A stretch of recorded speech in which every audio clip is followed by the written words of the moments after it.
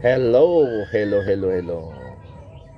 Magandang araw at magandang gabi sa sumusubaybay sa aking mga pinopost ng Makabayan in Informative Channel. Tunay na makabayan. Hindi makabayad ng tulad ng mga komunista. Kumusta ang Filipino forces at sa lahat ng ating forces ng Pilipinas? Ihanda natin ang Filipino Guerrilla Forces sa anumang mangyari. I-activate natin ngayon ang ating grupo na kung saan ay nasimulan natin kung tayo ay nagmamahal sa bayan. Activate the Filipino Guerrilla Forces sa nangyari sa ating mundo na kung saan ay baka sakali, huwag sanang baka sakali, dapat tayo mga kaibigan ay maging alerto sa anumang mangyaring development sa ibang bansa at lalong-lalo na dito sa Pilipinas na mayroon tayong 9 EDCA site na kung saan ay pwede nilang anytime i-target para pag-retaliate sa ginawa ng Israel at US dahil may US bases tayo dito o US EDCA site. Ibig sabihin ng bases at EDCA site maliit lang, hindi tulad nun na malaki So, maganda tayo sa mangyayari sa ating bansa. Anytime from now, maghanda tayo. Mag-isip na tayo kung ano ang gagawin natin sa mga bawat sarili natin. Paano natin protektahan ang ating pamilya.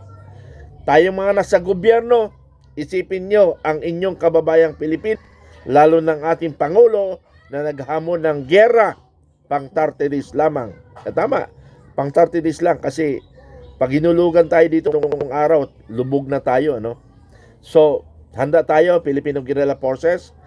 Humanda tayo sa gulo ng nangyayari sa mundo.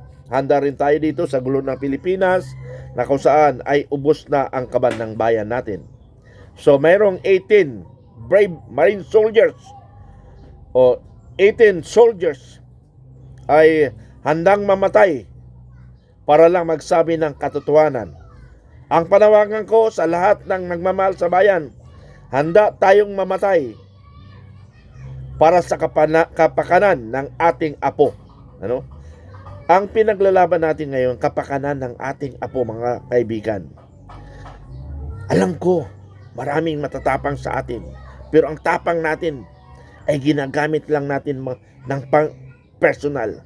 Dapat ang tapang natin ay gamitin para sa ating bayan at para sa ating mga apo.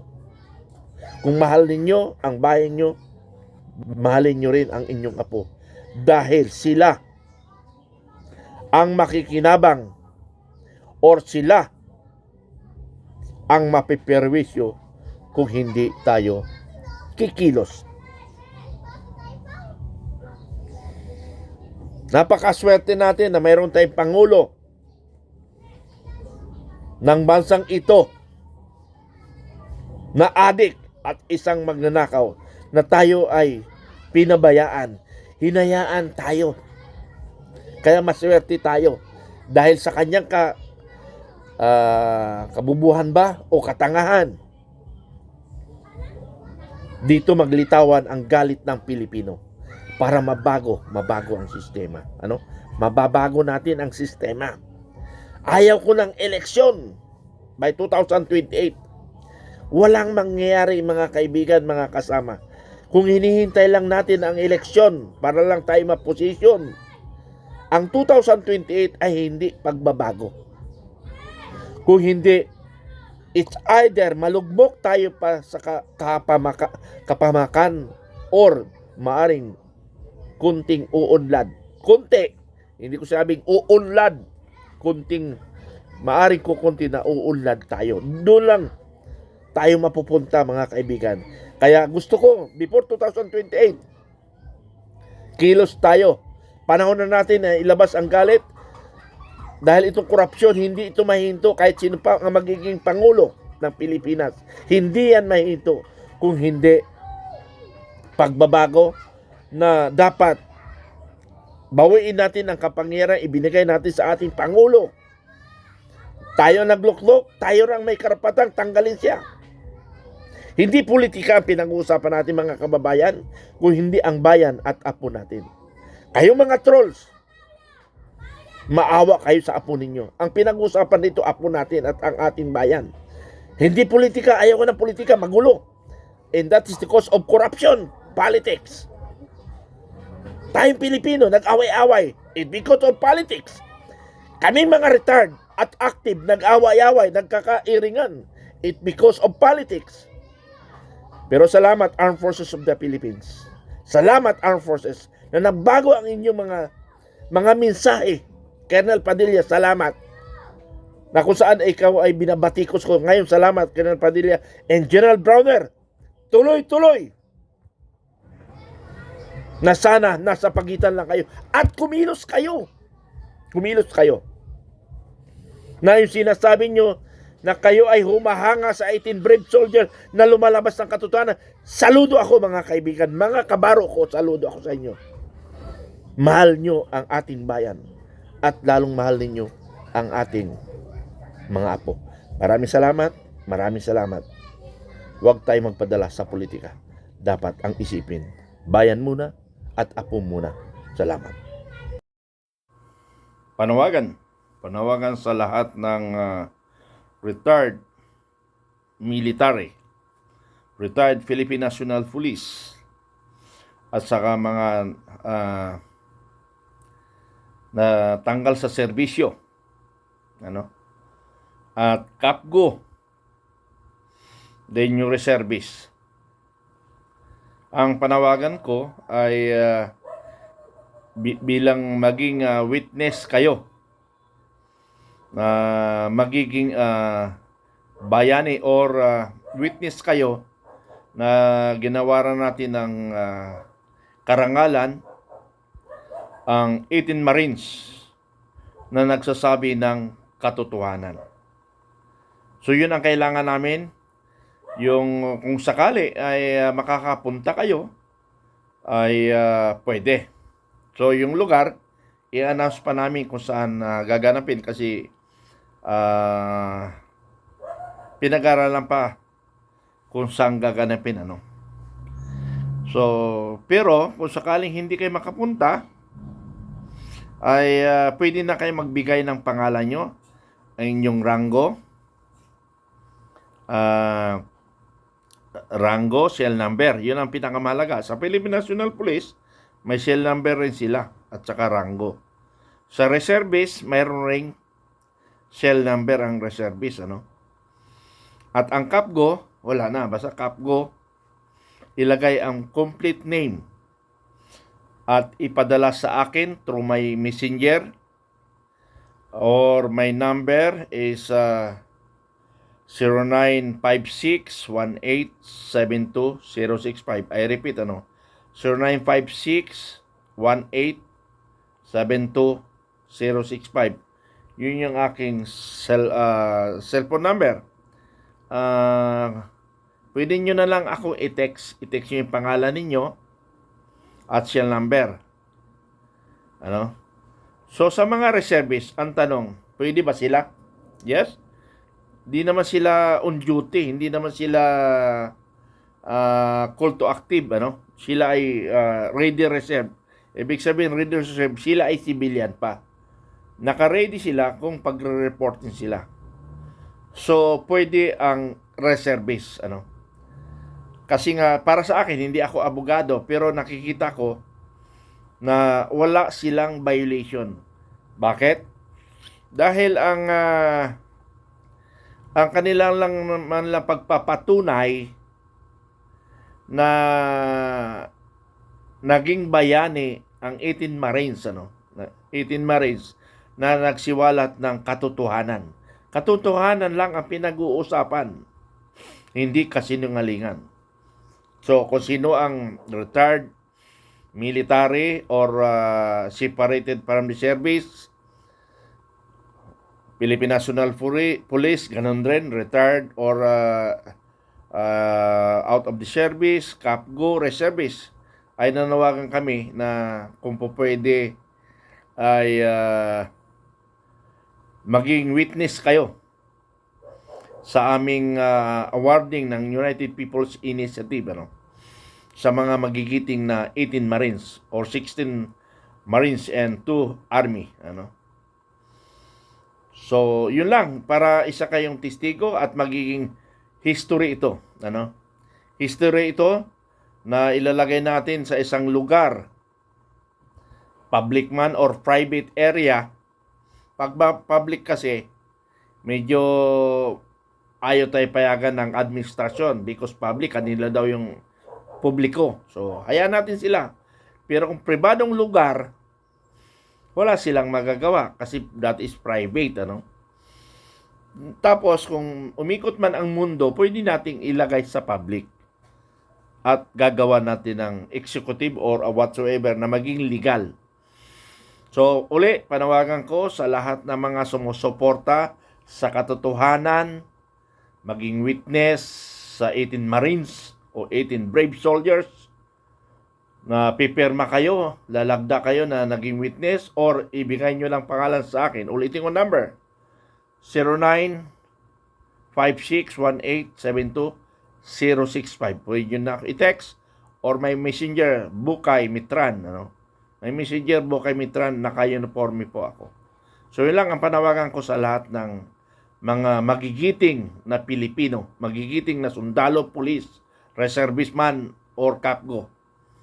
Nanawagan ako sa inyo para patunay sa kanila. Maraming salamat. Bye-bye. Hello. Good evening.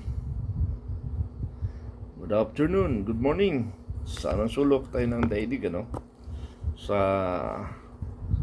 kamusta na ang Filipino Guerrilla Forces, Vanguard of Democracy, at lahat ng kanyang alliance ay magandang araw sa ating lahat, ano? So kanina marami kaming meeting na pinag-usapan, maraming meeting na inatinan, maraming pinag-usapan. Maaring daanin na lang natin sa legal. Ang problema nga lang, daanin natin sa legal, hindi rin tayo nagtatagumpay sa legal kasi nga kanila ang korte. Pero pasasaan tayo, papunta rin tayo doon. Kasi nga mga kababayan, hindi handa ang taong bayan. Hindi pa sila ganong naapektuhan, kaya maaari siguro hindi pa nakikilaho. Marami naman sumasama pero hindi pa sapat ang bilang na matawag na Pilipino. Pilipino na nagkaisa para sa ating bayang pagbabago. Ako, ayaw ko ng prosesong proseso na yung tamang proseso. Wala eh. Niloloko lang tayo. Dapat talaga mag-ribgob tayo, ano? Dapat mag-ribgob tayo, mga kaibigan. Yun ang kailangan yan para maayos ang bansa. Madali, abrupt ang pagbabago, abrupt decision, abrupt changes, ano. Pero kaya natin yan basta magkaisa lang tayo. So maaaring ang March 11 na hindi matuloy, magkaroon tayo ng vigil rally sa Supreme Court na kung saan ay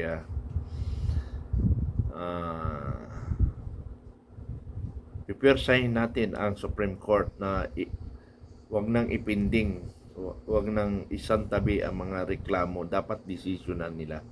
Pinapatagal nila habang pinapatagal nila ang decision, ang bansang Pilipino sa what I mean ay naghihirap. Tapos ngayon kasulukuyan nagigera sa Middle East. Paano kung totoo talaga na tuloy-tuloy na yan, World War III na? Pero sabi ng iba, bahala na magkagera, total nilalapastangan lang naman tayo ni Pangulong Bongbong Marcos. Ewan ko ba itong ating Pangulo. So yun lang, mga kaibigan. Maraming salamat. Nagpahatid lang ako sa inyo ng mga update, ano nangyari. So wala tayong March 11. Antay na lang tayo sa kapalaran dito sa impeachment, pero meron kaming gagawing counter dyan sa impeachment. Inihintay lang namin kung ano ang magiging tamang panahon para pagpasok. Pero sabi ko nga, pahinga na tayo sa rally kasi nga pagod lang, ayaw naman mag-cooperate yung ibang kababayan natin. Hintayin na lang talaga natin na mag-init ang taong bayan. Maraming salamat. Bye-bye. Yes, magandang hapon, magandang gabi sa lahat ng Pilipino na nakikinig sa atin. Mayroon kaming second batch, may second batch kaming ilalabas. Yung second batch na yon, sabi nila purely mga military and uniform personnel, MUP. So pinagtatalunan namin kung ilalabas namin ngayon o hindi pa. So pinag-iisip namin, ang mga Pilipino, pinag-iisip namin kung kailan nila gustong malaman. So yun ang gusto namin iparating sa sambayan ng Pilipino, yung part 2 ng 18 Brave Soldiers, 16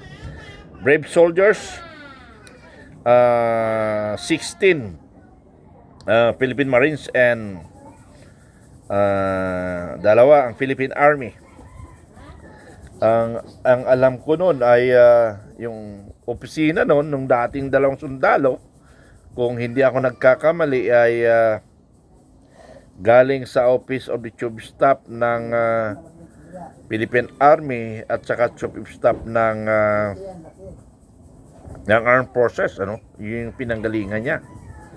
So malalaman nyo na lang pag in-interview nyo. So doon na lang magmumula yung ibang detalye. At maganda kayo mga vloggers, ay wag na tayong umasa sa mystery media. Sila mismo tinatago nila ang katotohanan.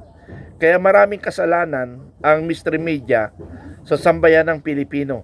Itinatago nila ang katotohanan.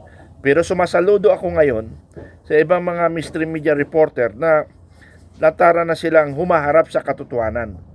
Pero nung una talaga, ang nakita ko lang doon nung unang labas nila, nung part 1 is parang isa lang doon yung Net 25, Bakit natatakot sila? O kaya kasama sila sa malita-malita? So, that's my opinion, mga kaibigan. That's my opinion, Kaya, ingat. Part 2. Medyo sensitibo na ito. Kaya nga sabi ko, yung mga na-involved ay may pagkakataon pa kayo. Ano yung pagkakataon na yun? Bahala na kayo. So, yun lang. Maraming salamat. Maraming salamat na yung part 2 ay magandang lalabas ito. Dahil siguro maaring lahat nun ay kilala ko. Kasama ko dati siguro. So, wag naman magiging totoo. Salamat.